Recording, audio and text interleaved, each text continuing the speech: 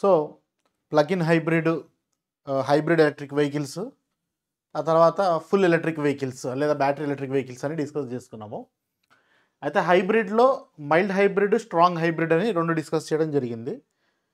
So mild hybrid, strong hybrid మీకు అర్థమైందని అనుకుంటున్నాను. మైల్డ్ హైబ్రిడ్ అంటే మనకి చిన్న బ్యాటరీ ఉంటుంది, ఒక చిన్న మోటార్ ఉంటుంది, అది రీజనరేటివ్ బ్రేకింగ్ వస్తుంది దాని ద్వారా, అండ్ టార్క్ అసిస్ట్ అంటారు దాన్ని. మళ్ళీ యాక్సలరేట్ చేసేటప్పుడు అంటే వెహికల్ని యాక్సలరేట్ చేసేటప్పుడు కొంచెం ఇంజిన్ మీద లోడ్ తగ్గించడానికి మనకి టార్క్ అసిస్ట్ అనేటువంటి ఒక వ్యవస్థ కూడా ఇందులో ఉంటుంది. టార్క్ అసిస్ట్ అని అంటాం, టార్క్ అసిస్ట్ అని ఉంటుంది. అండ్ స్ట్రాంగ్ హైబ్రిడ్ అని అంటే పెద్ద బ్యాటరీ, పెద్ద మోటారు, అండ్ కంప్లీట్గా ఈవీ మోడ్ మీద నడుస్తుంది for a certain duration. Okay, ఒక 60 to 70 kmph, 40 to 60 kmph ఆ రేంజ్ వరకు మనకి ఈవీ కంప్లీట్ ఈవీ మోడ్ మీద నడుస్తుంది. ఇంజిన్ కంప్లీట్లీ షట్ ఆఫ్ ఉంటుంది. ఒక సర్టన్ స్పీడ్ క్రాస్ అయిపోయిన తర్వాత అప్పుడు ఇంజిన్ మీదకి కూడా లోడ్ వెళ్ళిపోతుంది, ఇంజిన్ కూడా స్టార్ట్ అవుతుంది. ఈ స్ట్రాంగ్ హైబ్రిడ్లోనే మనకి plug in hybrid electric vehicles అనే కేటగిరీ కూడా వస్తుంది. So plug in hybrid electric vehicles ఏవైతే ఉంటాయో ఇవి మనకి హైబ్రిడ్లో మైల్డ్ హైబ్రిడ్, స్ట్రాంగ్ హైబ్రిడ్ అన్నాం కదా, దాంట్లో ఇది స్ట్రాంగ్ హైబ్రిడ్ కేటగిరీకి చెందినవి అనమాట. ఓకే, స్ట్రాంగ్ హైబ్రిడ్ వెహికల్స్ ఉంటాయి అన్నమాట. సో ఇప్పుడు మీకు టొయోటా క్యామరీ అని అన్నారని అనుకోండి, టొయోటా క్యామరీ అనేది స్ట్రాంగ్ హైబ్రిడ్ వెహికల్. సో మనకి క్వశ్చన్స్లో కార్ పేరు ఇచ్చి ఇప్పుడు పాపులర్గా మార్కెట్లో నడుస్తున్నటువంటి కార్స్ ఇవే అనమాట. సో మీరు ఒకసారి ఒక హోంవర్క్ లాగా ఏం చేయొచ్చునంటే టెస్లా వెబ్సైట్ ఓపెన్ చేసి టెస్లాలో ఉన్నటువంటివి ఫుల్ హైబ్రిడా, ప్లగ్ ఇన్ హైబ్రిడా, ఫుల్ బ్యాటరీ వెహికల్సా, ఫుల్ ఎలక్ట్రిక్ వెహికల్సా ఏందనేది ఒకసారి మీరు చూసుకోండి. ఆ మోడల్స్ పేర్లు కూడా, ఆ మోడల్స్ ఏమి ఉంటాయో వాటి పేర్లు కూడా చూసుకోండి. దాని ప్రకారం మీరు ముందుకెళ్ళండి. నెక్స్ట్ మనం మాట్లాడాల్సింది బ్యాటరీస్ కంటే ముందు EV, overview of EV in India. So బ్యాటరీకి సంబంధించినటువంటి ఆస్పెక్ట్ మనం చాలా డీటెయిల్గా డిస్కస్ చేయాలి. అంటే మేజర్ క్వశ్చన్స్ అని కూడా ఇక్కడే వస్తాయి అన్నమాట. So so overview of EV in India. So first of all మనకి ఎలక్ట్రిక్ వెహికల్స్ ఎందుకు ఎలక్ట్రిక్ వెహికల్స్ కావాలి అంటే, ఎందుకు ఎలక్ట్రిక్ వెహికల్స్ కావాలి అనే క్వశ్చన్ వస్తే మాత్రము 3 పాయింట్స్ ఆన్సర్ అనమాట. ఒకటి ఎన్వైరన్మెంటల్ రీజన్స్, ఇంకోటి ఇంపోర్ట్ బిల్, ఇంకోటి efficiency purpose. So environmental concern ఏంటిది అని అంటే mainly IC engine based vehicles use చేసుకోవడం వల్ల మీకు తెలిసిందే పొల్యూషన్ ఆస్పెక్ట్, ఫాజిల్ ఫ్యూయల్స్, ఈ సబ్జెక్ట్ అంతా కూడా మీకు బాగా ఐడియా ఉన్నటువంటి సబ్జెక్టే. ఓకే, ఫాజిల్ ఫ్యూయల్స్ అని ఇదంతా కూడా. అండ్ ఇక్కడ ఒక చిన్న రిపోర్ట్కి సంబంధించినటువంటి డేటాని నేను ఇక్కడ మీ ముందు పెట్టినాను. ఇక్కడ చూసుకుంటే ఏముందనంటే చూడండి, 14 of 20 most polluted world cities are in India. 36% of nitrous NOx emissions due to vehicles. 20% of PM 2.5 emissions in Delhi due to vehicles. Air quality in Indian cities. Okay. So ఇవి ప్రజెంట్ పొల్యూషన్కి వెహికల్ సెక్టర్, ట్రాన్స్పోర్ట్ సెక్టర్కి ఉన్నటువంటి link అన్నమాట. ఇప్పుడు మనకి transport sector నుంచి అంటే I can say vehicles అని అనుకోండి, ఈ వెహికల్స్ వల్ల మనకి పొల్యూషన్ ఎలా వస్తుంది, వెహికల్కి పొల్యూషన్కి లింక్ ఏంటి? ఒకటి fuel combustion, I can say exhaust. ఏదైతే మన కార్ ఎగ్జాస్ట్ ఉంటుందో ఆ ఎగ్జాస్ట్ నుంచి రిలీజ్ అయ్యేటువంటి పొల్యూటెడ్ గ్యాసెస్, దాంట్లో ఉన్నటువంటి కార్బన్ మోనాక్సైడ్ అతి ముఖ్యంగా, సల్ఫర్, నైట్రస్ కాంపౌండ్స్, ఏదైతే మనం థర్మల్ పవర్ స్టేషన్లో కూడా మనం మాట్లాడుకుంటాం కదా మనకి ఫ్లూ గ్యాస్లు ఏమేమి ఉంటాయి అనేసి. సో అక్కడ మనము కొంత డస్ట్ పార్టికల్స్ని కంట్రోల్ చేయడానికి అక్కడ ఏం యూజ్ చేసేవాళ్ళం, మనము ఎలక్ట్రోస్టాటిక్ ప్రెసిపిటేటర్స్ యూజ్ చేసేది, గుర్తుందా? ఎలక్ట్రోస్టాటిక్ ప్రెసిపిటేటర్స్ థర్మల్ పవర్ స్టేషన్స్లో. అక్కడ ఏ విధంగానైతే ఎలక్ట్రోస్టాటిక్ ప్రెసిపిటేటర్స్ ఉంటాయో మనకి వెహికల్స్లో కూడా ఒక ఎలక్ట్రోస్టాటిక్ ప్రెసిపిటేటర్ ఉంటుంది, చిన్న సైజ్ మోడల్. దాంట్లో పొల్యూషన్ ఎగ్జాస్ట్లోని మెయిన్లీ డస్ట్ పొల్యూషన్ కంట్రోల్ చేయడానికి యూజ్ చేసేటువంటి ఒక డివైస్ మనకి క్యాటలిటిక్ కన్వర్టర్ అంటారు. క్యాటలిటిక్ కన్వర్టర్స్ యూజ్ చేస్తారు. Okay, that's fine. అంటే ఎగ్జాస్ట్లోని డస్ట్ పార్టికల్స్ని మెయిన్గా అంటే కెమికల్ కాకుండా డస్ట్ కాంపోనెంట్స్ని అడ్రస్ చేయడానికి అది యూజ్ చేస్తుంటారు. ఆ తర్వాత మనకి ఎగ్జాస్ట్ నుంచి పొల్యూషన్ వస్తుంది. ఇంకా ఏం పొల్యూషన్ వస్తుంది? మెయిన్గా టైర్ పొల్యూషన్. ఇప్పుడు టైర్లు అరిగిపోతుంటాయి. అరిగిపోయిన టైర్ ఎక్కడ పోతుంది అన్నట్టు? ఆ టైర్ అంతా కూడా మళ్ళీ అదొక రకమైనటువంటి పార్టికల్స్ డస్ట్ లాగా ఫామ్ అయిపోయి రోడ్ నుంచి అట్లా గాల్లోనే జరుగుతుంటుంది. That is very very dangerous pollution. So vehicles నుంచి పొల్యూషన్ అనేది ఇక నెవర్ ఎండింగ్ అని చెప్పొచ్చు. సపోజ్ మనము లోకల్గా ఇప్పుడు ఎలక్ట్రిక్ వెహికల్స్ తీసేసి, for example completely IC engine vehicles తీసేసి ఎలక్ట్రిక్ వెహికల్స్ పెట్టినాం అనుకోండి, మేబీ ఎగ్జాస్ట్ అనేది ఉండదు కానీ still you are having tyre pollution. So vehicle related pollution మీద ఇంకా రీసెర్చ్ నడుస్తూనే ఉన్నది.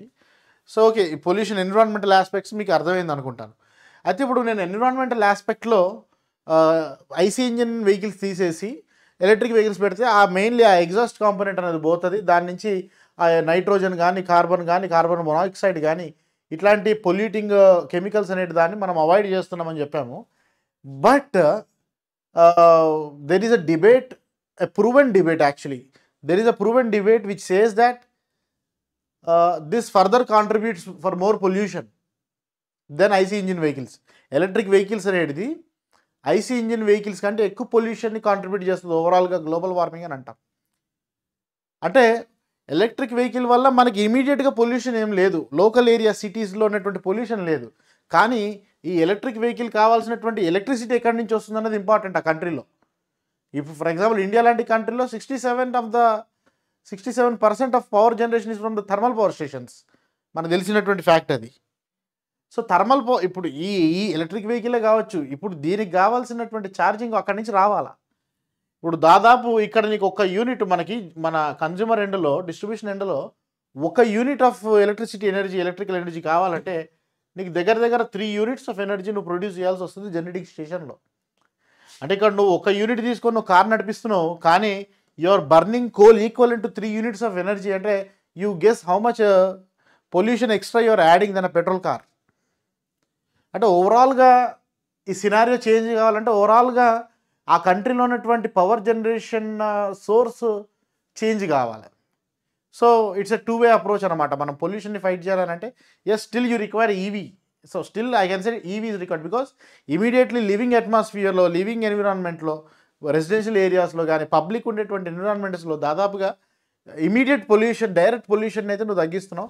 అఫ్కోర్స్ ఓవరాల్గా పవర్ స్టేషన్ నుంచి వచ్చేటువంటి నష్టం జరుగుతూనే ఉన్నది. So keep that debate aside. Next import bill aspect అంటే ఇప్పుడు ఇండియా ఏం ఇంపోర్ట్ చేసుకుంటుంది? మెయిన్గా ఇండియా చేసుకునేటువంటి ఇంపోర్ట్లో oil import is the major share of import. Oil import అంటే petroleum imports basic I can say, diesel, petroleum basically. Fuel import is huge bill అనమాట ఇండియాలో. India's import bill for petroleum products. So చూడండి, ఇక్కడ 1981 నుంచి almost 2015 వరకు graph ఉంది. So చాలా డ్రాస్టిక్గా పెరుగుతూనే ఉన్నది. ఇక్కడ డిప్ అయింది. ఇది వచ్చేసి గ్లోబల్ ఫైనాన్షియల్ క్రైసిస్ అప్పుడు 2007-8 పీరియడ్లో. తర్వాత మళ్ళీ ఇంక్రీజ్ అయ్యింది అండ్ ఇప్పుడు ఇంకా ఫర్దర్ ఇంక్రీజ్ అయ్యింది. అంటే మనకి ఇండియాకి ఇంపోర్ట్ బిల్ అంటే ఇప్పుడు ఫారిన్ మార్కెట్లో, ఇంటర్నేషనల్ మార్కెట్లో ఇప్పుడు నువ్వు ఆయిల్ కానీ పెట్రోలియం కొనాల్సింది ఇండియాలో దొరకదు, ఇంటర్నేషనల్ మార్కెట్లో పోవాలి. నువ్వు ఇంటర్నేషనల్ మార్కెట్లో పోయి నువ్వు ఆయిల్ కొనాలంటే ఇంటర్నేషనల్ మార్కెట్లో accepted currency is dollars. Indian currency rupees తీసుకుపోతే నీకు ఎవడు పెట్రోల్ ఇయ్యడు అక్కడ. నీకు ఈ రూపీస్ని తీసుకుపోయి నువ్వు డాలర్స్ కొనుక్కోవాలి. రూపీస్ని అమ్మి డాలర్స్ని కొనాలి. ఆ డాలర్స్ని తీసుకుపోయి నువ్వు మార్కెట్లో పెట్టుకొని నువ్వు కొనుక్కొని రావాలి petrol are diesel what ever. ఆ పెట్రోలియంని ఓకే, నువ్వు రూపీ వదులుకొని నువ్వు డాలర్ని తీసుకుంటున్నావు అని అంటే దాని మీనింగ్ ఏంటి? రూపీకి నువ్వు వాల్యూ ఇవ్వట్లేదు, డాలర్కి వాల్యూ ఇస్తున్నట్టు చెప్పొచ్చు కదా. ఇప్పుడు రూపీ వీకెనింగ్ ఆఫ్ రూపీ అని అంటారు, రూపాయి బలహీనపడుతుంది అగెన్స్ట్ డాలర్. ఆ ఎక్స్చేంజ్ రేట్లో డాలర్ వాల్యూ పెరిగిపోతుంది అని అంటే ఇదే అనమాట. ఇప్పుడు డిమాండ్ అండ్ సప్లై ఏదైనా కానీ, ఇప్పుడు ఒక పలానా ప్రోడక్ట్కి డిమాండ్ ఎక్కువ ఉందని అంటే దాన్ని అంటే ఇన్ ఫ్రీ మార్కెట్ అని అంటే where prices are not regulated, we can say free market అని అంటాం. Free market for example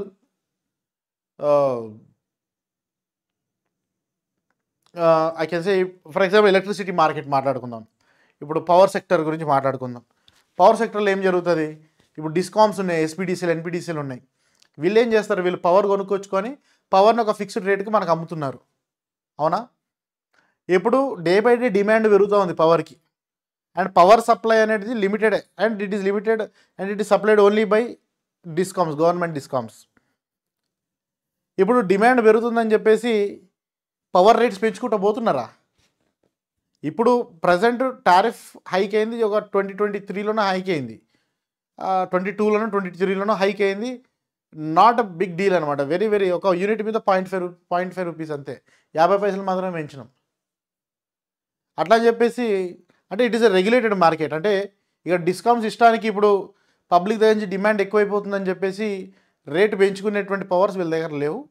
at the same time demand తగ్గిపోతుంది పవర్కి అని అంటే రేటు తగ్గించి ఎక్కువ పవర్ సేల్ చేసుకునేటువంటి వెసులుబాటు కూడా లేదు. ఫర్ ఎగ్జాంపుల్ ఇప్పుడు మ్యాగీ కంపెనీ ఉన్నది మన దగ్గర. ఇప్పుడు మ్యాగీ డిమాండ్ ఎక్కువ ఉందని అంటే ఇవాళ 10 రూపాయల ప్యాకెట్ రేపు 20 రూపాయలు కూడా అమ్ముతాడు. అంటే డిమాండ్ పెరుగుతున్న కొద్దికి ఆ పలానా ప్రోడక్ట్కి అప్రిషియేషన్ వస్తుంది, వాల్యూ. అదేవిధంగా ఇంటర్నేషనల్ మార్కెట్లో కూడా కరెన్సీ అంటే ఫారిన్ ఎక్స్చేంజ్ మార్కెట్లో కూడా నువ్వు రూపీని వదులుకొని నువ్వు డాలర్స్ తీసుకుంటున్నావు అని అంటే డాలర్కి అప్రిషియేషన్ వస్తుంది. సో ఇప్పుడు $1 = $80 అనే సబ్జెక్ట్ $1 = $100 కూడా పోతుంది. So dollar becomes more costly than rupee, అంటే రూపీ వాల్యూ పడిపోతుంది అన్నట్టుగా. And it is very very dangerous for us ఇండియాలో. ఎందుకనంటే మన energy security depends on our foreign exchange stability also. ఎందుకనంటే ఇప్పుడు మన దగ్గర ఫ్యూయల్ అయితే లేదు. Definitely more than 80-90% of our fuel needs are met through imports only. ఇప్పుడు ఈ విధంగా ఇంపోర్ట్ పెరుగుతున్న కొద్దిగా ఏమవుతుంది? ఒక సైక్లిక్ ఎఫెక్ట్, విషియస్ సైకిల్ అనమాట. మనం ఎక్కువ ఇంపోర్ట్ చేస్తున్నాం అంటే more rupees or selling, more dollars are purchasing to buy the fuel. అంటే రూపీ వాల్యూ ఇంకా పడిపోతుంది. అప్పుడు నువ్వు ఇంకెక్కువ కాస్ట్ పెట్టి నువ్వు డాలర్స్ కొనాల్సి వస్తుంది. నెక్స్ట్ ఎఫిషియన్సీ ఆస్పెక్ట్ వస్తే EV is 4 times as energy efficiency than IC engines. Yes, conversion efficiency ఇక్కడ బేసిక్గా మనం మాట్లాడేది ఎనర్జీ కన్వర్షన్ ఎఫిషియన్సీ.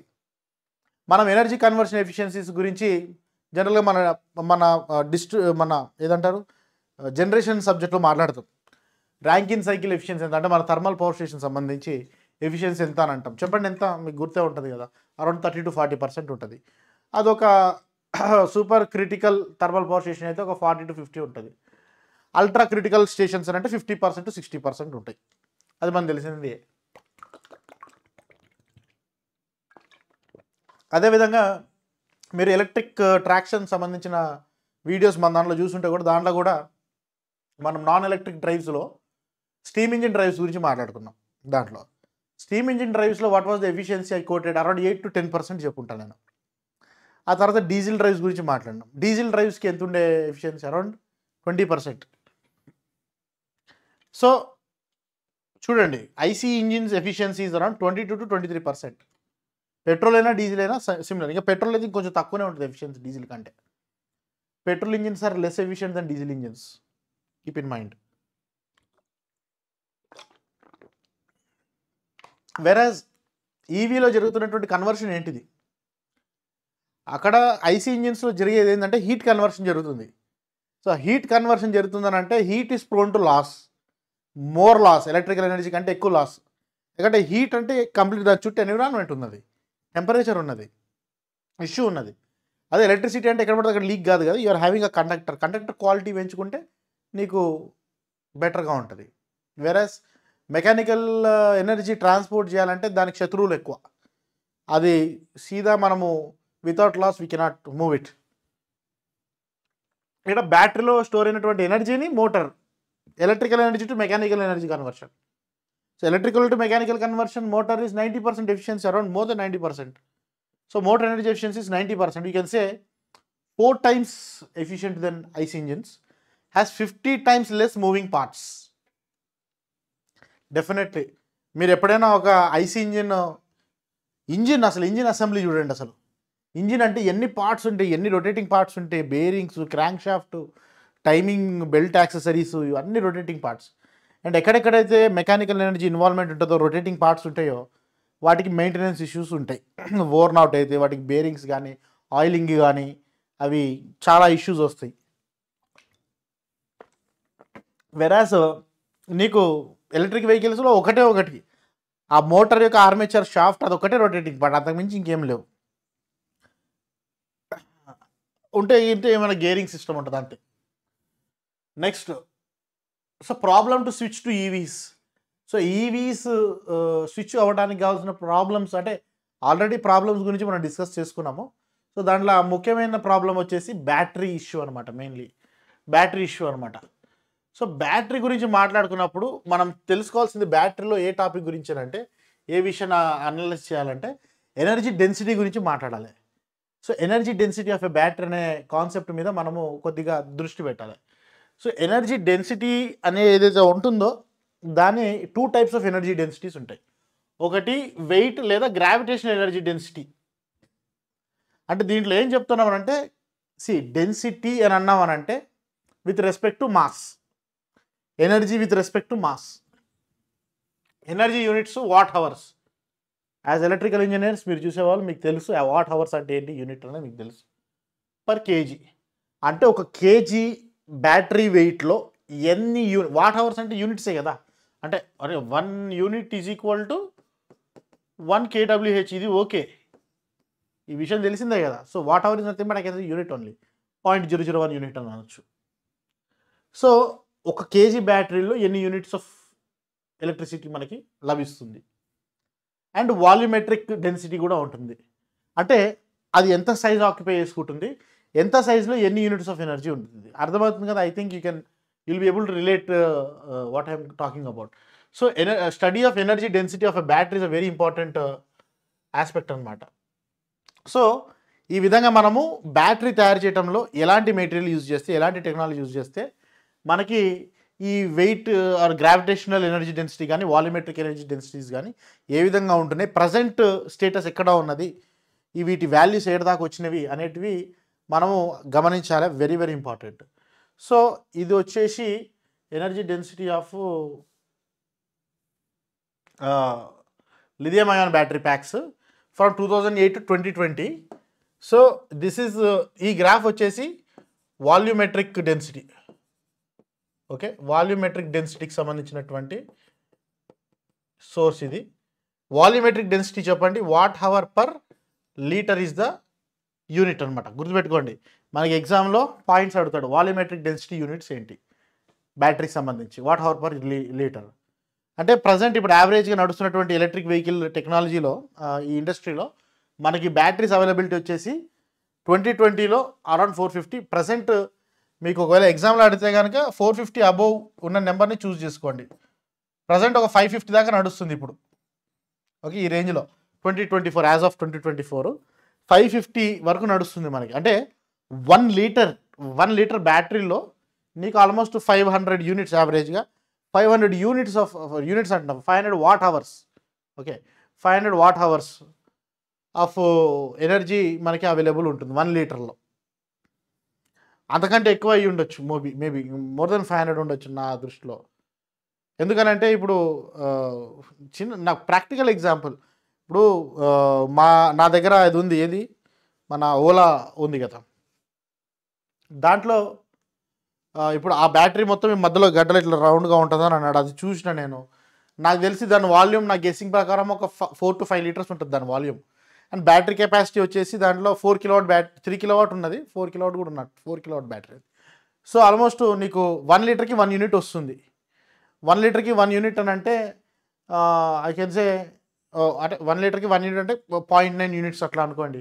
ఆ లెక్కన ఇది చూసుకుంటే నీకు ఆల్మోస్ట్ 900 దగ్గర నడుస్తూ ఉందని చెప్పుకోవచ్చు ఈరోజు ఇండస్ట్రీలో. So 900 to 1000 watt hour per litre నడుస్తుందని చెప్పుకోవచ్చు యాజ్ ఆఫ్ ఇండస్ట్రీ స్టాండర్డ్స్ అని చెప్పుకోవచ్చు.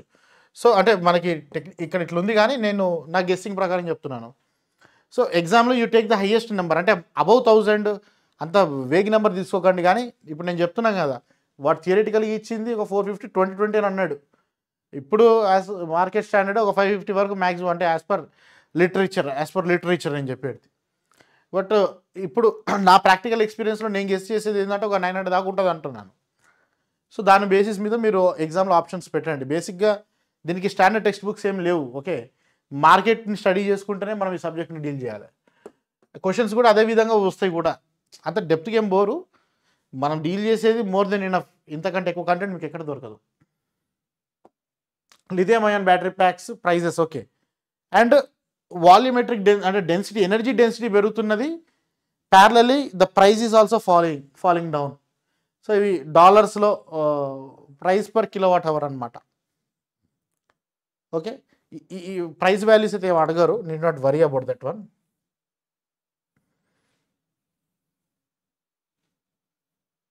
తర్వాత నేను బ్యాటరీ స్ట్రక్చర్ గురించి కూడా డిస్కస్ చేస్తాను.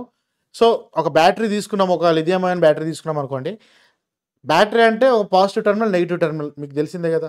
పాజిటివ్ టెర్మినల్, నెగిటివ్ టెర్మినల్ మధ్యలో electrolyte, and positive terminal negative terminal మధ్యలో ఒక సపరేటర్ కూడా ఉంటుంది, రెండింటిని డైరెక్ట్ షార్ట్ సర్క్యూట్ కాకుండా. సో యూజువల్గా యానోడ్ వచ్చేసి గ్రఫైట్ మెటీరియల్ యూజ్ చేయడం ఆనవాయితీ. క్యాథోడ్ మెటీరియల్ని ఏం వాడతాము, నికెల్ బేస్డ్ ఉంటుంది అది. క్యాథోడ్ మెటీరియల్ని బట్టి లిథియం అయాన్ డిఫరెంట్ వేరియేషన్స్ ఉన్నాయి. సో దాంట్లో today's batteries are NMC or NCA. NMC అని అంటే నికెల్ మ్యాంగనీస్ కోబాల్ట్. ఇంకో very important point, these are cathodes. Okay, మళ్ళీ రాస్తున్నాను, ఇవి cathodes based on cathode technology. Cathodes batteries. So we are having different ఇవన్నమాట. So NMC అని అంటే నికెల్ మ్యాంగనీస్ కోబాల్ట్, అడుగుతారు ఇవన్నీ ఎగ్జామ్లో. ఓకే, ఎన్సీఏ అని అంటే nickel cobalt aluminium. Okay, so gravitational energy density అంటే ఎక్కువగా మనం యూజ్ చేసేది ఈ term. Gravitational energy density is very popular అనమాట. సో గ్రావిటేషనల్ ఎనర్జీ డెన్సిటీ వచ్చేసి అప్ టు 400 Wh/kg ప్రజెంట్ నడుస్తూ ఉంది with these materials, NMC based or NCA based. NMC is very popular, ఇంకా అన్నిట్లో హై. ఇప్పుడు అన్నీ ఆల్మోస్ట్ అన్ని దొరికేటివన్నీ కూడా ఎన్ఎంసీ బేస్డే అనమాట. మన మొబైల్ ఫోన్స్లో యూజ్ చేసేటువంటివి ఎల్ఎఫ్పి బేస్డ్ అనమాట. మొబైల్ ఫోన్లో కూడా లిథియం అయాన్ బ్యాటరీసే కదా, దాంట్లో క్యాథోడ్ వచ్చేసి ఇవన్నమాట. సో ఇది చైనాలో డెవలప్ అయిన టెక్నాలజీ ఇది ఎల్ఎఫ్పి అనేది. దీన్ని లిథియం ఫెర్రస్ ఫాస్ఫేట్ క్యాథోడ్ ఉంటుంది. దీని ఎనర్జీ డెన్సిటీ తక్కువ, కానీ ఎలక్ట్రిక్ వెహికల్స్ ఇనీషియల్ డెవలప్మెంట్ అయినప్పుడు చైనాలో వచ్చింది. ఇనీషియల్ డేస్లో ఇదే యూజ్ చేశారు. ప్రజెంట్ ఇప్పుడు అంతా కూడా ఎన్ఎంసీ బేస్డ్ నడుస్తుంది మార్కెట్లో, ఇండస్ట్రీలో. 150 to 160 Wh/kg దీనిది ఉంటుంది. సో ఎనర్జీ డెన్సిటీ వైజ్ మాట్లాడుకుంటే ఎల్ఎఫ్పివి తక్కువగా ఉంటుంది as compared to NC or NMC. ఈ ఎన్సీఏ ఎన్ఎంసీలలో కూడా ఏది ఎక్కువగా ఉంటుంది అంటే ఎన్ఎంసీ ఈజ్ ద హైయెస్ట్. గుర్తుపెట్టుకోండి. ఒకవేళ మీకు ఆ రకమైనటువంటి క్లాసిఫికేషన్ రాయాల్సి వస్తే in terms of energy density highest energy density as of now is NMC, that the NCA, least is the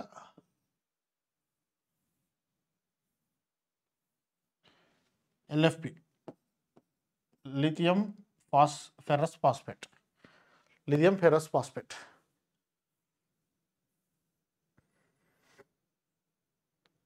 next, so energy density గురించి మాట్లాడుతున్నాం. So energy density is not just for battery. ఒక petrol engine కూడా మాట్లాడుకుందాం, petrol tank గురించి మాట్లాడుకుందాం. Okay, petrol tank is the battery అన్నట్టు ఆ వెహికల్కి, అంతే కదా. వీల్స్ని డ్రైవ్ చేసేది ఇంజిన్కి ఫ్యూయల్ ఇన్పుట్ పెట్రోల్. మనకి ఇంజిన్ బదులు మోటార్ ఉంటుంది ఎలక్ట్రిక్ వెహికల్స్లో. ఈ మోటార్కి ఇన్పుట్ ఎనర్జీ వచ్చేసి బ్యాటరీ. సో మనకి పెట్రోల్ ట్యాంక్ విత్ పెట్రోల్ ఎట్లనో మనకి బ్యాటరీ విత్ ఛార్జింగ్ అట్లా. అర్థమవుతుందా నేను చెప్పే లాజిక్ మీకు? మనకి పెట్రోల్ ట్యాంక్ ఉంటుంది వెహికల్స్లో. పెట్రోల్ ట్యాంక్ ఒకటి ఉంటే నడుస్తుందా నీ ఇంజిను? దాంట్లో పెట్రోల్ పోయాలి, పెట్రోల్ ట్యాంక్లో పెట్రోలు. అదేవిధంగా నీకు బ్యాటరీ ఉంటుంది ఎలక్ట్రిక్ వెహికల్స్లో. బ్యాటరీ ఒకటి ఉంటే బండి నడవదు, బ్యాటరీకి ఛార్జింగ్ ఉండాలి, బ్యాటరీ విత్ ఛార్జింగ్. అర్థమవుతుందా కాన్సెప్ట్? సో దీని యొక్క ఎనర్జీ డెన్సిటీ చూద్దాం మనం. యావరేజ్గా petrol energy density set to be 12,500 watt hour per kg. 12,500 watt hour per kg. మనము హైయెస్ట్ ఎంత చెప్పుకున్నాం, almost 400-450 watt hour per KG అని అనుకున్నాం. ఎక్కడ 12,500, ఎక్కడ 400 watt hour per KG. So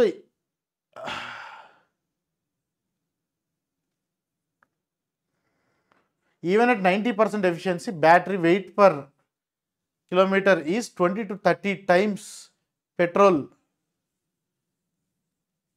tank.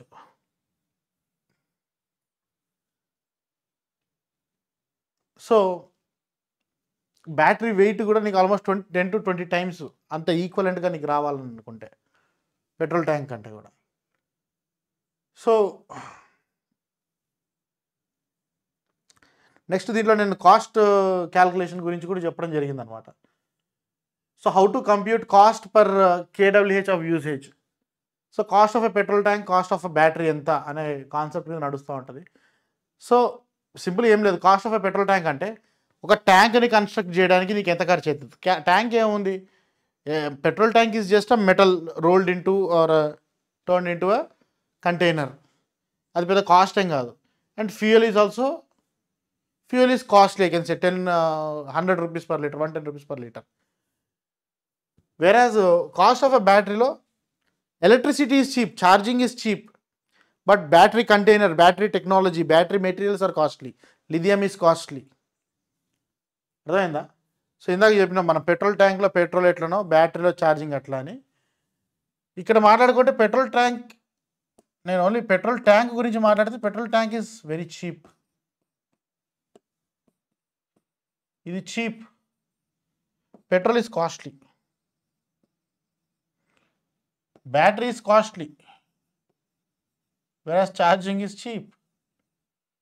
ఇంకా నువ్వు డొమెస్టిక్ మీటర్ నుంచి ఛార్జింగ్ చేసుకుంటే domestic rates are very less, further cheap. ఇది వచ్చేసి ఇండియాలో ఉన్నటువంటి వెహికల్స్ ఏ విధంగా ఉన్నాయి షేర్ అనేది ఒక చిన్న information. India's vehicles are dominated by 2-wheelers అని అంటున్నాడు. Around more than 75% of the vehicles in India are 2-wheelers only share. And year by year growth కూడా పెరుగుతూ ఉంది. 2-wheelers యొక్క సేల్సే 4-wheelers కంటే ఎక్కువగా ఉంది. And 3-wheelers have become the main last mile public transport for 75% of India. Cars are 14% of the total vehicles. So ఇది present అంటే road మీద ఉన్నటువంటి నెట్ షేర్ ఈ విధంగా ఉందన్నమాట. కార్స్ ఆర్ జస్ట్ 14% అని అంటున్నాడు. అరౌండ్ 75% ఆ పైన నీకు మోస్ట్లీ 2-wheelers ఉన్నాయి, తర్వాత 3-wheelers ఉన్నాయి చాలా. అంటే ఇండియాలో హ్యూజ్ మార్కెట్ ఉంది. అంటే సేల్స్ వైజ్ చూస్తే కూడా 2-wheeler సేల్స్ చాలా పెరుగుతూ ఉంది. So 2-wheeler side EV technology investment చేయటం అనేది ప్రజెంట్ బాగా స్కోప్ ఉన్నటువంటి ఇది సెక్టర్ ఇండియాలో mainly. So EV cost in India and energy per kilometre. EVs without battery cost less than and equivalent IC engines. అంటే ఎలక్ట్రిక్ వెహికల్ వితౌట్ బ్యాటరీ అని అంటున్నాడు. అంటే అదే ఇంకేముంది, ఎలక్ట్రిక్ వెహికల్లో నువ్వు బ్యాటరీ బీకేస్తే దానికి వాల్యూ ఏమున్నది, ఏమీ లేదు. ఎందుకంటే నీకు పెద్ద ఇంజిన్ లేదు, మూవింగ్ పార్ట్స్ లేవు, అండ్ ఎలక్ట్రిక్ వెహికల్ యూజ్ చేసేటువంటి బాడీ కూడా చాలా లైట్ వెయిట్ ఉంటుంది. ఎందుకంటే బ్యాటరీ అంత లోడ్ గుంజాలి కాబట్టి బ్యాటరీ ఒకటే dominating part of EVs cost. As IG engine drive train gets replaced by EV drive train. Whereas IC engine requires low cost petrol tank to store fuel, EV requires an expensive battery to store energy. Battery is extra cost in EV and a dominant cost. ఇంకోటి ఏంటంటే మనకి కితనా దేతీ హే అన్నది ఇండియాలో ఒక popular saying. ఏదైనా vehicle కొంటే ఎంత వస్తుంది, మైలేజ్ ఎంత వస్తుంది, అంతే కదా. మెయిన్లీ ఇండియాలో నడిచేటి వెహికల్స్ నడిచేది చాలా వరకు కూడా ఎంత మైలేజ్ వస్తుందనే కాన్సెప్ట్ మీదనే ఎక్కువ సేల్స్ నడుస్తూ ఉంటుంది. సో అలాంటప్పుడు బ్యాటరీ డిజైన్ అనేది చాలా ఇంపార్టెంట్ అవుతూ ఉంటుంది. Lower the energy used per kilometre, lower the battery size and its cost to drive a certain range. So basic ఏంటంటే ఇక్కడ బ్యాటరీ ఎఫిషియన్సీని పెంచాలి మనము. బ్యాటరీ ఎఫిషియన్సీ పెంచడం అని అంటే వాట్ అవర్ పర్ కిలోమీటర్, అంటే ఒక కిలోమీటర్కి ఎన్ని యూనిట్స్ కరెంట్ తీసుకుంటుంది అనేది ఇంపార్టెంట్. సో అలా చేసుకుంటే బ్యాటరీ సైజ్ తగ్గించుకోవచ్చు, కాస్ట్ కూడా తగ్గుతూ ఉంటుంది ఎఫిషియన్సీ పెరుగుతుంటే. సో బ్యాటరీ ఎఫిషియన్సీ పెంచాలి అంటే వాట్ అవర్ పర్ కిలోమీటర్ అని అంటే largely depends upon the motor also. నువ్వు యూజ్ చేసే మోటార్ కూడా, ఆ మోటార్ తక్కువ ఎనర్జీ తీసుకొని ఎక్కువ కిలోమీటర్స్ డ్రైవ్ చేసేటట్టుగా ఉండాలి. బ్యాటరీని కూడా ఏమనలేం. So efficiency is improved by improving motor or controller efficiency. Better tyres because having less rolling resistance, better vehicle aerodynamics and less weight. So ఇదంతా కూడా మనము బ్యాటరీ నుంచి ఎఫిషియన్సీని పెంచుకోవడానికి. అయితే బ్యాటరీ ఎఫిషియన్సీ గురించి మాట్లాడుకుంటే, ఎలక్ట్రిక్ వెహికల్ ఎఫిషియన్సీ గురించి మాట్లాడుకుంటే ఈవీ బ్యాటరీ ఎఫిషియన్సీ అని అంటున్నాం.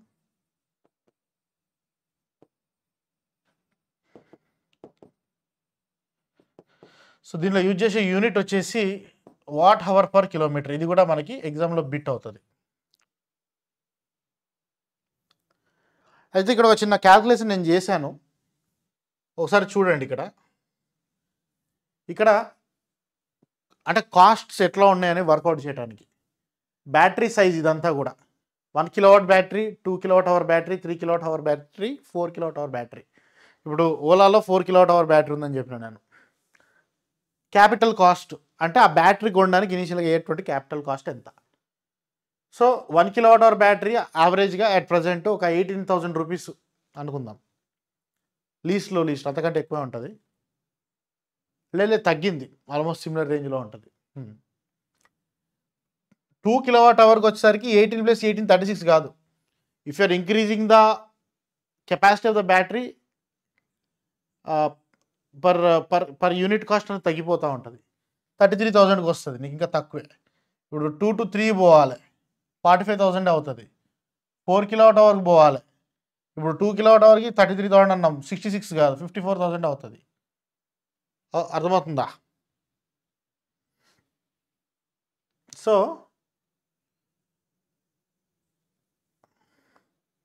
ఆల్మోస్ట్ నీకు ఒక 13,500 నీకు సేవింగ్ వస్తుంది అనమాట, నీకు బ్యాటరీ కెపాసిటీ పెంచుతుంటే. నెక్స్ట్ వచ్చేసి ఇది energy efficiency, watt hour per kilometre. ఇది లో ఎఫిషియన్సీ 50 అని అనుకుందాం. ఫర్ ఎగ్జాంపుల్ 3 వీలర్స్ ఇవంతా లో ఎనర్జీ ఎఫిషియన్సీ ఉంటుంది. మంచి హైలీ వెల్ డిజైన్ టెక్నాలజీ, ఇప్పుడు టాటా నెక్సాన్ ఈవీ అట్లా అంటాం కదా, 25 to 15 అంటే ఇంకా హైయెస్ట్ ఎఫిషియన్సీ అనమాట. అంటే 15 వాట్ అవర్ పర్ కిలోమీటర్, చాలా తక్కువ తీసుకుంటుంది ఎనర్జీని. ఇంకోటి బ్యాటరీ డెప్త్ ఆఫ్ డిశ్చార్జ్ అని ఒక కాన్సెప్ట్ ఉంటుంది, దాన్ని నేను నెక్స్ట్ వీడియోలో డిస్కస్ చేస్తాను. బట్ ఓకే, ఒక బ్యాటరీ ఫుల్ ఛార్జ్లో మనం మొత్తం యూజ్ చేసుకోలేము ఎప్పుడు, ఏదైనా కానీ ఎనీ బ్యాటరీ, మన ఫోన్ బ్యాటరీ కావచ్చు, ఈవీ బ్యాటరీ కావచ్చు. Total available capacity 5000 mAh battery అన్నాం అనుకోండి ఫోన్లో, 5000 mAh నువ్వు వాడవు యాక్చువల్గా. నువ్వు యూజబుల్ కెపాసిటీ ఈజ్ డిఫరెంట్ అనమాట. So effective usable capacity of battery is almost 85% అనమాట. సో ఫర్ ఎగ్జాంపుల్ ఒక 100 కిలోమీటర్ రేంజ్కి ఇప్పుడు 25 వాట్ అవర్ ఎఫిషియన్సీ ఉన్నటువంటి వెహికల్ గురించి మాట్లాడుకుంటే, ఓకే, నాకు ఎంత బ్యాటరీ కెపాసిటీ అవసరం పడుతుంది. సో అది నేను ఎట్లా క్యాలిక్యులేట్ చేయొచ్చు, 25 వాట్ అవర్ పర్ కిలోమీటర్ అన్నాను 100 కిలోమీటర్స్కి. సో 100 కిలోమీటర్స్కి ఎంత వాట్ అవర్స్ కావాలి, divided by that battery usable capacity తీసుకుంటే 2.9 kWh కెపాసిటీ కలిగినటువంటి బ్యాటరీ కావాలి. 2.9 kWh కలిగినటువంటి బ్యాటరీ అని అంటే ఆల్మోస్ట్ 3 కిలోవాట్ 45,000 అన్నాం కదా. 2.9 అంటే around 43.5K, around 43.5K rupees నాకు కావాలి. ఇప్పుడు వాట్ అవర్ ఎఫిషియన్సీ ఎంత ఉంది, 25 watt hour per kilometre efficiency ఉంది. సపోజ్ ఎఫిషియన్సీని ఇంక్రీజ్ చేస్తున్నాను టు 15. ఎఫిషియన్సీ ఇంక్రీజ్ చేయడం అంటే నెంబర్ తగ్గడం అనమాట. అంటే ఒక కిలోమీటర్కి అది ఎంత ఎనర్జీ తీసుకుంటుంది అనేది తగ్గించడమే మన టార్గెట్ ఇక్కడ. సేమ్ లెక్క ఇక్కడ చేసినాం అనుకోండి, నీకు 1.8 kWh బ్యాటరీ కెపాసిటీ వస్తుంది. ఇప్పుడు అక్కడ తీసుకున్నటువంటి ప్రైస్ టేబుల్ దగ్గర నుంచి నువ్వు కంపేర్ చేసుకుంటే నీకు 30,000 రూపీస్ వస్తుంది. అంటే నువ్వు ఎఫిషియన్సీ పెంచుకోవడం వల్ల ఏమవుతుంది, నీ క్యాపిటల్ కాస్ట్ తగ్గుతుంది. ఆల్మోస్ట్ ఇక్కడి నుంచి ఇక్కడ చూసుకుంటే ఒక 13,500 రూపాయలు నీకు డిఫరెన్స్ వచ్చింది. సో ఎలక్ట్రిక్ వెహికల్స్ డిజైన్లో బ్యాటరీ కాస్ట్ అన్నది ప్రిడామినెంట్ రోల్ ప్లే చేస్తుంది, మేజర్ షేర్ తీసుకుంటుంది. అండ్ ఇప్పుడు ఈ బ్యాటరీ కాస్ట్ని తగ్గించాలి అని అంటే మనకు కావాల్సినటువంటి కాంపోనెంట్స్ ఏంటిదని అంటే మనము దృష్టి పెట్టాల్సినటువంటి అంశాలు ఏంటనంటే బ్యాటరీ యొక్క ఎనర్జీ డెన్సిటీని పెంచుకోవాలి. అంటే పర్ కేజీ బ్యాటరీ వెయిట్లో ఎంత ఎనర్జీ స్టోరేజ్ అవ్వగలుగుతుంది. దానికోసం we're going for higher technologies like NMC material technology side మనం చేస్తున్నాము. తర్వాత మనము ఓవరాల్ ఈవీ డ్రైవ్ ట్రైన్ కానీ ఈవీ సిస్టమ్ సెటప్ ఏదవుతుందో దాంట్లో ఉన్నటువంటి ఎఫిషియన్సీని, మోటార్ ఎఫిషియన్సీ కానీ, కంట్రోలర్స్ కానీ, పవర్ ఎలక్ట్రానిక్ డివైసెస్ కానీ వాటికి సంబంధించినటువంటి ఎఫిషియన్సీని ఇంప్రూవ్ చేసుకుంటే వెహికల్ ఎఫిషియన్సీ పెరుగుతుంది. వాట్/కిలోమీటర్ ఎఫిషియన్సీ పెరుగుతుంది. వాట్/కిలోమీటర్ ఎఫిషియన్సీ పెంచుకుంటే for same range you can reduce the size of the battery, thus saving in the cost also. లేకపోతే సేమ్ బ్యాటరీ యూజ్ చేసినామంటే రేంజ్ విల్ ఇంక్రీజ్, అంతే కదా. ఇప్పుడు 2.9 kWhకి నువ్వు 100 కిలోమీటర్స్ పోగలుగుతున్నావు అని అన్నాం 25 ఈ ఎఫిషియన్సీ దగ్గర. ఇప్పుడు ఎఫిషియన్సీ ఇంకా ఇంత ఇంక్రీజ్ చేసుకుంటే అదే రేంజ్ పోవడానికి 1.8 kWh అని అన్నావు. సపోజ్ అదే 2.9 kWh నువ్వు పెట్టుకున్నావు అనుకో, నీ రేంజ్ ఎంత ఉంటుంది చూడండి. ఇక్కడ సపోజ్ 2.9 అంటే ఆల్మోస్ట్ 3 కదా. ఇప్పుడు 3 kWh నువ్వు కనుక 15 ఎఫిషియన్సీ దగ్గర 15 Wh/km దగ్గర అయితే సో యూర్ గోయింగ్ 170 కిలోమీటర్స్. అర్థమైందా? 1.8 అయితే 100 కిలోమీటర్స్ అని అన్నాం, ఇక 2 అయితే 113. క్యాల్కులేషన్ చేసాను చూడండి. ఇక్కడ సపోజ్ ఒక 4 kWh బ్యాటరీ ఉంది, ఇక నువ్వు లీస్ట్ ఎఫిషియన్సీ 50 Wh/km అంటే 4 kWh బ్యాటరీ పెట్టుకొని నువ్వు ఆల్మోస్ట్ 68 కిలోమీటర్స్ వెళ్ళగలుగుతావు. 40 అని అంటే ఇంత, ఇది 136. ఫర్ ఎగ్జాంపుల్ ఇప్పుడు నా ఓలా వెహికల్ వచ్చేసి అరౌండ్ 135 ఉంటుంది దాని కెపాసిటీ. అంటే దాని 4 kW బ్యాటరీకి అది 135 పోతుందని అంటే 25 Wh/km ఈజ్ ద ఎఫిషియన్సీ అనేది నా క్యాల్కులేషన్లో వస్తుంది. ఇక్కడ 136 అంటే ఆల్మోస్ట్ 20 to 25 మధ్యలో ఉండాలని అంటున్నాను వాట్ అవర్ ఎఫిషియన్సీ. అండ్ నా వెహికల్లో కూడా ఆ వాట్ అవర్ ఎఫిషియన్సీ వాడు చూపిస్తాడనమాట. బండిలో కూడా వాట్ అవర్/km ఎఫిషియన్సీ చూపిస్తాడు. ఐ థింక్ నా మొబైల్లో లాగిన్ లేదు ఆ యాప్ది. నేను మళ్ళీ నెక్స్ట్ ఫర్దర్ వీడియోస్లో నేను పోస్ట్ చేస్తాను నేను అది. సో ఈ విధంగా నడుస్తూ ఉంది మన ఈవీ సంబంధించినటువంటి చర్చ. నెక్స్ట్ యూట్యూబ్ ఛానల్ని సబ్స్క్రైబ్ చేసుకోండి, ముందే చెప్తున్నాను. ఛానల్ గ్రోత్ అవుతుంటే నాకు కూడా కంటెంట్ చేయడానికి కొంత ఎంకరేజ్మెంట్ వస్తుంది. గత చాలా రోజులుగా కూడా మన ఛానల్ గ్రోత్ చాలా స్లోగా నడుస్తూ ఉన్నది. దానివల్ల యూట్యూబ్లో కూడా నేను కంటెంట్ చేయడం కొద్దిగా తగ్గింది. ఓవరాల్గా ఎక్కువ ఫోకస్ కూడా నేను పెయిడ్ కోర్సెస్ పైన ఆ విధంగా వెళ్ళడం జరిగింది. సో మీరు సబ్స్క్రైబ్ చేసుకోండి, టెలిగ్రామ్ ఛానల్ జాయిన్ కాండి. మీరు టెలిగ్రామ్ ఛానల్ చూస్తే ఆల్మోస్ట్ టెలిగ్రామ్ ఛానల్లో అయితే నేను చాలా వరకు యాక్టివ్గానే ఉన్నాను. నేను లైక్ మీకు నోటిఫికేషన్ అప్డేట్స్ పెట్టడం కానీ, ఇంటర్నల్ ఇన్ఫర్మేషన్ ఏదైనా కలెక్ట్ చేసి పెట్టడం కానీ, పవర్ సెక్టర్ ఇంకేదన్నా other technical and non technical information పెట్టడం కానీ ఆ విధంగా నడుస్తూనే ఉన్నది. సో ఈ ఛానల్ని మీరు వీడియోస్ని లైక్ చేయడం కానీ, సబ్స్క్రైబ్ చేసి షేర్ చేయడం కానీ ఇట్లా చేస్తూ ఉంటే మనది గ్రోత్ అనేది, విజిబిలిటీ అనేది పెరుగుతుంది. యూట్యూబ్ అల్గోరిథం ప్రకారము వాడు ఇంకా ఎక్కువ మందికి సజెస్ట్ చేస్తాడు ఈ వీడియోని, ఎక్కువ మందికి రీచ్ అవుతుంది మన కంటెంట్ కూడా, మనకు కూడా మంచి బూస్టింగ్ మోటివేషన్గా ఉంటుంది. అండ్ మన దగ్గర మన స్టేట్స్లో అయితే మాత్రము ఎలక్ట్రికల్ సంబంధించినటువంటి సబ్జెక్ట్స్ మీద I don't think much channels దగ్గర ఉన్నా కూడా అంత కాస్ట్ కంటెంట్ అయితే లేదు అనేది నేను కూడా చూసిన చాలామంది స్టూడెంట్స్ అభిప్రాయం కూడా అదే. So definitely keep supporting me. So battery cost reduction strategy గురించి ఇక్కడ చెప్తున్నాము. ఇంక్రీజ్ ఎనర్జీ ఎఫిషియన్సీ, ఇందాక చెప్పినట్టుగా energy efficiency of the EV ఏదైతే Wh/km ఎఫిషియన్సీ ఉందో అక్కడ. So battery size reduced by 30 to 40% over last 3 years in India.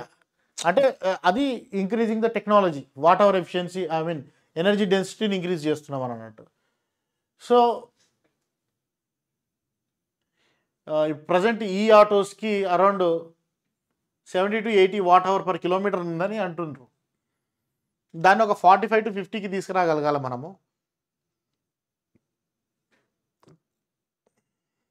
Okay, తగ్గిందని అంటున్నాడు. ఎలక్ట్రిక్ బస్సెస్కి 1600 Wh/km worst efficiency to 900 Wh/km నడుస్తూ ఉంది. ప్రజెంట్ మనం తీసుకురాగలిగినాము. తర్వాత smaller battery will reduce cost. అవును, చిన్న బ్యాటరీ ఉంటే మనకి కాస్ట్ తగ్గుతుంది.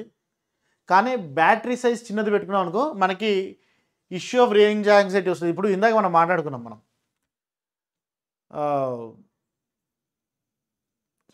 100 km రేంజ్కి 1.8 బ్యాటరీ వచ్చింది మనకి, మనము ఎఫిషియన్సీ ఇంక్రీజ్ చేసుకుంటే.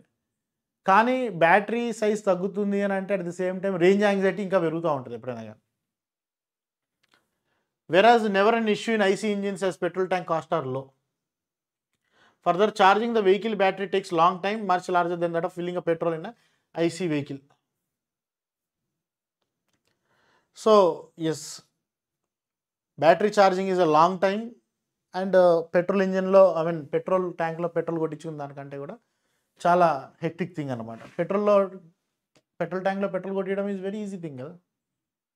రైట్, నెక్స్ట్ వీడియోలో మిగతా విషయాలు డిస్కస్ చేద్దాం.